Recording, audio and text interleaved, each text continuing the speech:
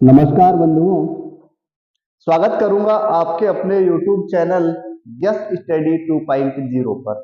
आपका दोस्त, आपका होस्ट उपस्थित है आप लोगों के बीच एक बार फिर से एक नई अपडेट के साथ। साथियों, आज मैं आपसे बात करने वाला हूं राजस्थान संविदा कर्मी न्यूज को लेकर। जैसा कि आपको लगातार मैं जो भी जानकारी मिलती है प्रोवाइड करवाता रहता हूं, ऐसे ही कल चिकित्सा मंत्री गजेंद्र सिंह जी ख्यूसर साहब से बात हुई, आप लोगों के संदर्भ में भी, चिकित्सा भर्ती के संदर्भ में भी, बाकी नई वैकेंसियों को लेकर भी।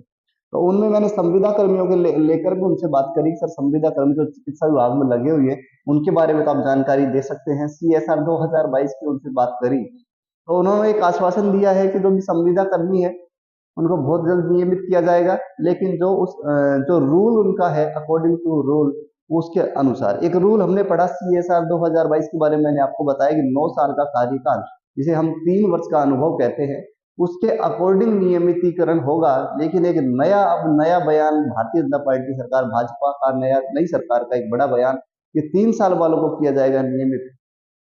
इन सभी बातों पर विशेष अपन चर्चा करेंगे आज इस वीडियो में। लेकिन उससे पहले एक छोटा सा निवेदन ये करूंगा कि जो भी साथी चैनल पर नया है या अभी तक सब्सक्राइब नहीं किया है वो प्लीज सब्सक्राइब करें, साथ ही बेल आइकन ऑन कर ले।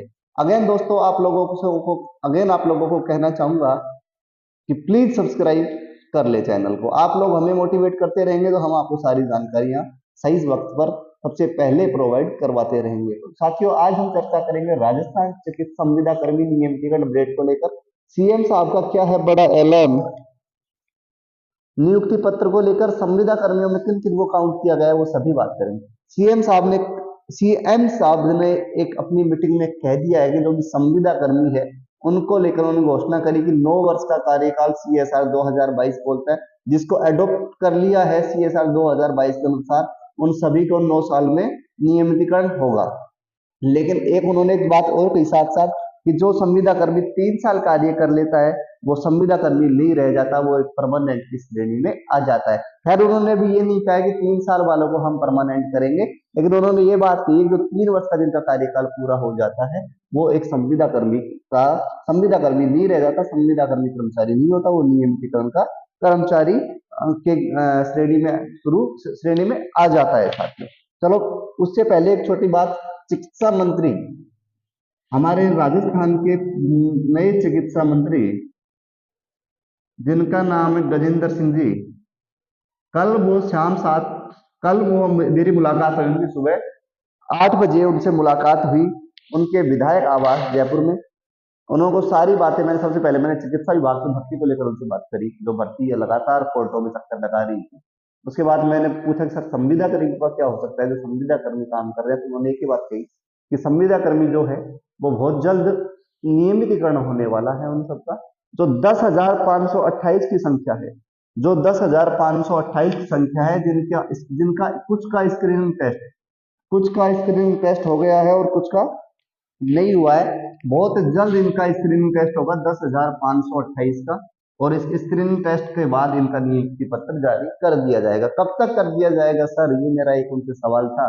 तो उन्होंने कहा कि ये जो बहुत ही जल्द, ऐसा नहीं था कि मैं किसी भीड़ मिला था उनसे उनसे मेरी पर्सनली मुलाकात हुई, काफी देर तक हमने एक साथ बैठ के बात करी। तो साथियों, 10,528 का था, उन्होंने कहा कि नेक्स्ट मंथ में लगभग इनके नियुक्ति पत्र हैं जो जारी कर दिए जाएंगे 10,528 के। उसके अलावा सर क्या होगा, तो उन्होंने बताया कि उसके अलावा जो है, जो CSR 2022 की पालना करेगा उसके अनुसार जिस दिन उनके 9 साल पूरे होते रहेंगे उनको नियमितीकरण कर दिया जाएगा।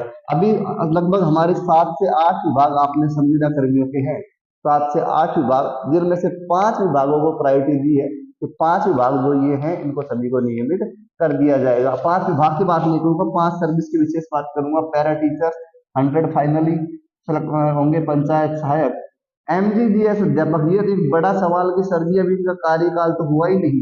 तो मैं आपको बता दूं, अगर अभी सरकार ने एक रिव्यू सिस्टम आपको बताया होगा कि अभी जो शिक्षा मंत्री हैं मदन दिलावर साहब,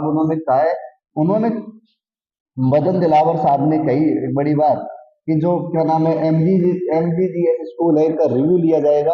अगर उनको लगेगा कि इस एमजीजीएस जो विद्यालय है इनसे छात्रों को शिक्षा के क्षेत्र में वृद्धि हो रही है, तो एमजीजीएस स्कूल कंटिन्यू रहेगा। कंटिन्यू रहने के बावजूद जैसा कि आपको पता है जितने भी एमजीजीएस स्कूल खुले हैं उनमें जो भी टीचर आए हैं, हिंदी माध्यम के टीचर इंटरव्यू बेस पर ट्रांसफर करके अपने क्षेत्र में आए हैं, तो उनको इतना नॉलेज है नहीं अंग्रेजी माध्यम का। तो अंग्रेजी माध्यम के जो भी एमजीजीएस के टीचर लगे हैं वो अंग्रेजी माध्यम में पढ़े हुए हैं, इस वजह से इनको नियमितीकरण इनका किया जाएगा। कुछ अगर वो स्कूल परमानेंट रहते हैं तो ये इनके लिए स्पेशली बात कही गई है।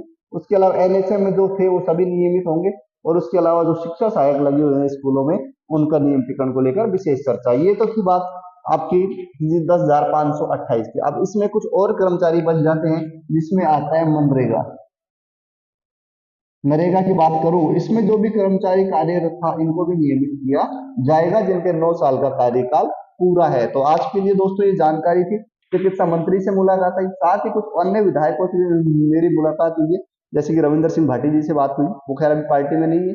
उसके अलावा अंसुर शिव से तो है रविंद्र सिंह जी भाटी, आमसूर से हमारे देवी सिंह जी शेखावत साहब है, उनसे भी संपर्क हुआ, उन्होंने भी मैंने बताया तो उन्होंने कहा कि ये बात हम जरूर विधानसभा में आपकी रखेंगे दोस्तों। तो दोस्तों ये थी आज की जानकारी। आशा करूंगा आप सब लोगों को जानकारी पसंद आई होगी। पसंद आई है तो वीडियो को लाइक शेयर कमेंट, साथ ही चैनल को सब्सक्राइब करें। मिलेंगे दोस्तों किसी अन्य वीडियो में अन्य सूचना के साथ। जब तक आप लोग खुश रहें, स्वस्थ रहें, मस्त रहें। Thank you.